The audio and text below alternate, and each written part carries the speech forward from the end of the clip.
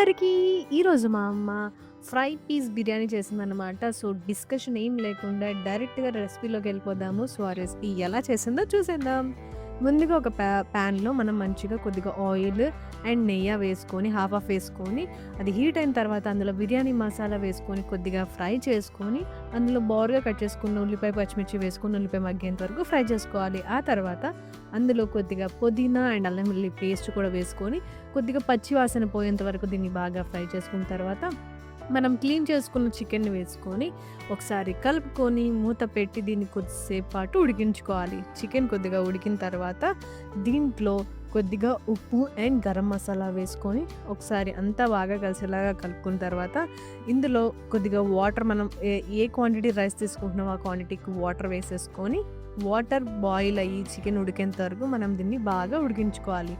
ఇలా ఉడుకుతున్నప్పుడు మధ్యలో ఇందులో కొద్దిగా పెరుగు కూడా వేసుకొని ఒకసారి కలిపి మూత పెట్టి ఉడికేంత వరకు ఉడికించుకోండి.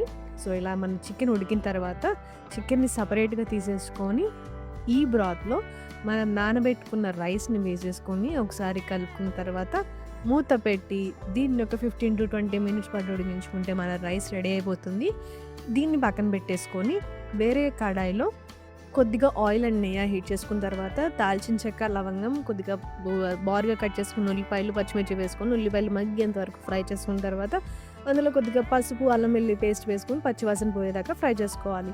ఇలా ఫ్రై చేసుకున్న తర్వాత మనం ముందుగా ఉడకబెట్టుకున్న చికెన్ వేసేసుకొని కొద్దిగా ఉప్పు, కారం కూడా వేసేసుకొని ఇందులోనే లైట్‌గా వాటర్ వేసుకొని అంతా బాగా కలిసేలాగా కలుపుకొని మూత పెట్టి దీన్ని కొద్దిసేపు పాటు మనం ఉడికించుకోవాలి. ఈ లోపల మీరు వీడియోని లైక్ చేయండి, ఛానల్‌ని సబ్స్క్రైబ్ చేసుకోండి అండ్ ఈ రెసిపీ మీకు ఎలా అనిపించిందో కామెంట్ సెక్షన్‌లో షేర్ చేసుకోవడం మాత్రం అస్సలు మర్చిపోకండి.